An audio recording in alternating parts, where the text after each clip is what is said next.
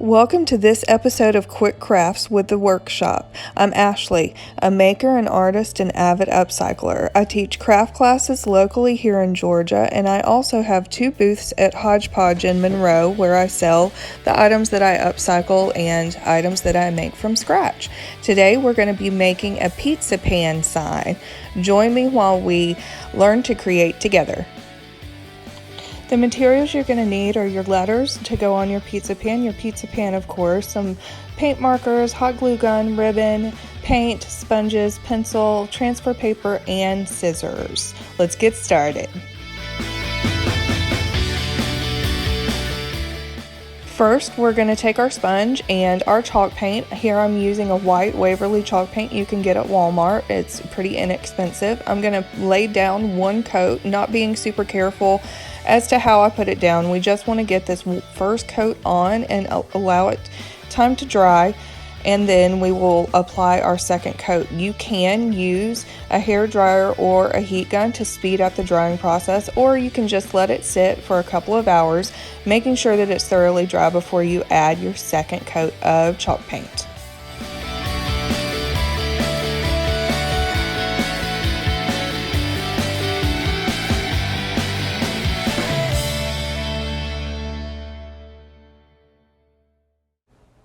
Now that our first layer of paint is thoroughly dry, we're going to lay down our second layer of chalk paint.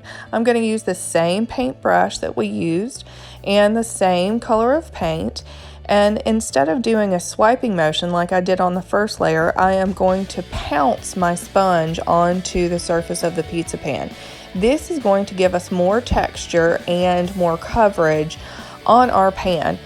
More texture is going to allow our lettering that we add later on in the project to hold on to this pan better. Since the surface is slick, adding texture is really going to help us get coverage and have a nicer, cleaner look in the end.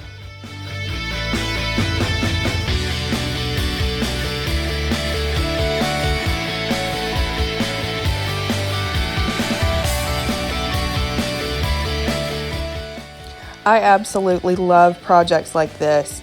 You can take something that is a just basic household item like a pizza pan. It's very inexpensive if you go buy one at the Dollar Tree. I got this one for less than $2.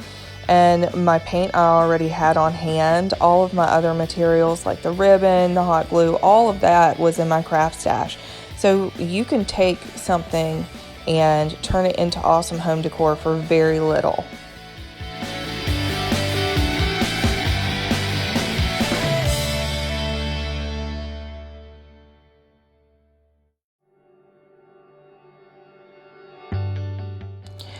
During this second layer application, you're really going to want to take the time to make sure you're getting your pizza pan fully covered with your chalk paint. Hopefully, this project is only going to require 2 layers of paint. So if you really pay attention on this second layer, you should be done after this application. While our second layer of paint is drying on our pizza pan, we can go ahead and prep our letters. These letters I sized based off of the diameter of my pizza pan, and I wanted to put the word "eat" on there. This is going to hang in my kitchen. Here's a little hint: if you don't have a Cricut or a Silhouette to be able to print out a stencil, this is a little trick that you can do if you only have a computer and printer paper. So what I've done is I've printed out my letters, and I'm taking my pencil, and this is just a regular yellow number 2 pencil, and I am bearing down fairly hard on the edges, and I am making sure that I am laying down that pencil on the edges of my letters.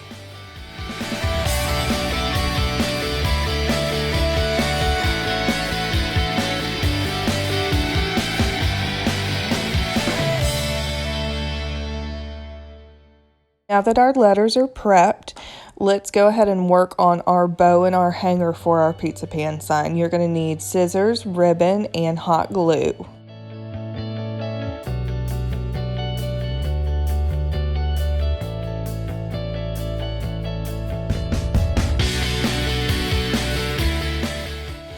I like to base the size of my bows on whatever I'm putting them on, so I don't want this to cover the entire top, but I want it to have a nice presence against the size of the pizza pan. So what I've done is figured out what size I want my loop to be, and now I'm figuring out what size I want the hanger to be, how high I want it to be off of the pizza pan, and then I will put the two together.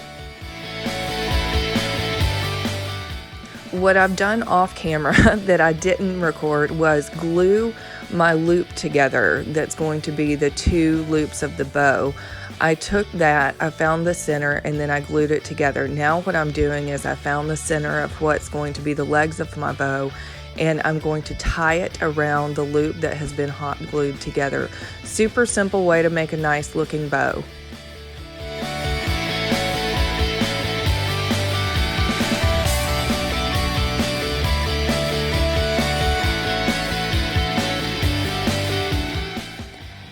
Now that our pizza pan is nice and dry, we can get to work adding our letters onto the pan.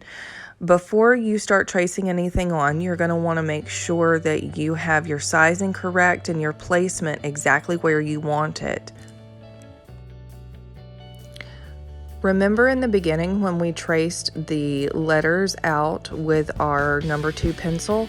What we're doing now is you're going to put it face down onto your pizza pan, and you're going to retrace the edges of your letters. What this is going to do is essentially it acts like you're using traceable graphite paper, but you used your pencil and added the graphite onto the edges of your letter. So now by tracing the back of it, once you pick it up, it will have a faint outline of your letters. This is a great way to utilize just computer paper and you still have a really cool lettering look.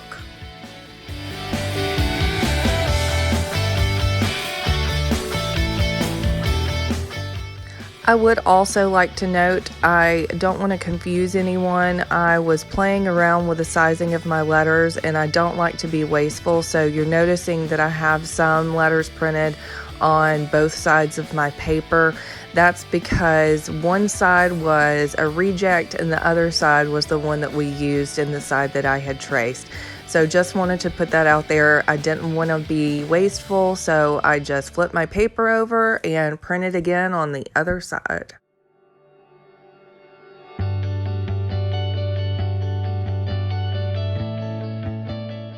Another tip that I'd like to share is that whenever you're doing spacing of lettering, especially if you're hand lettering like we are today, you want to put down your center letter first and then work outward. That way you make sure that your center is perfect, straight, and on point before you start adding your other letters.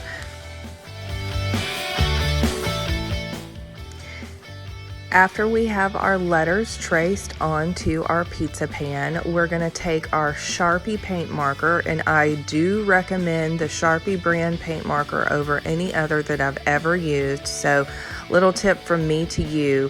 Walmart sells Sharpie markers. I've seen them at Dollar Tree before.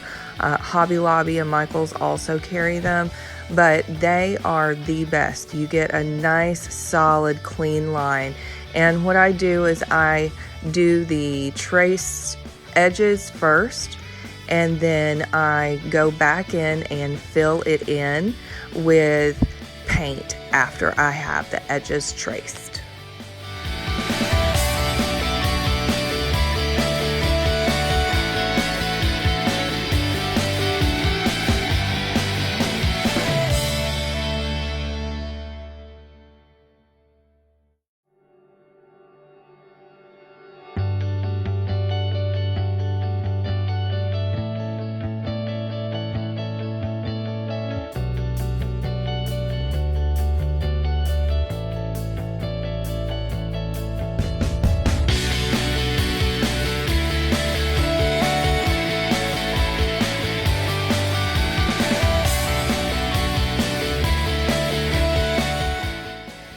In this particular quick craft, I'm showing you how to do this hand lettering technique using just a number 2 pencil and printer paper. However, if you have a Cricut or a Silhouette, you could absolutely print out a stencil and stencil on anything that you wanted on your pizza pan sign.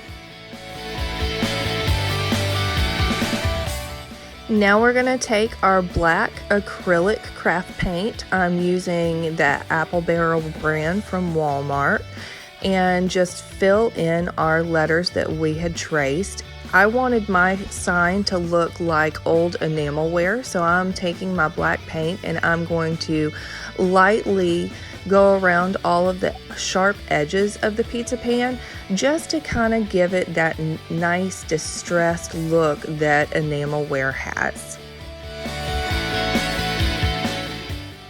After our black paint has dried, we're going to line up our bow and make sure that we have the sizing correct of how tall we want it, and then we're going to place some hot glue on the back of the pizza pan and on the front of the ribbon to attach our hanger to our pizza pan, and voila, you have a beautiful sign for your home in under $2. Thank you so much for joining us. Come back to the workshop for another quick craft.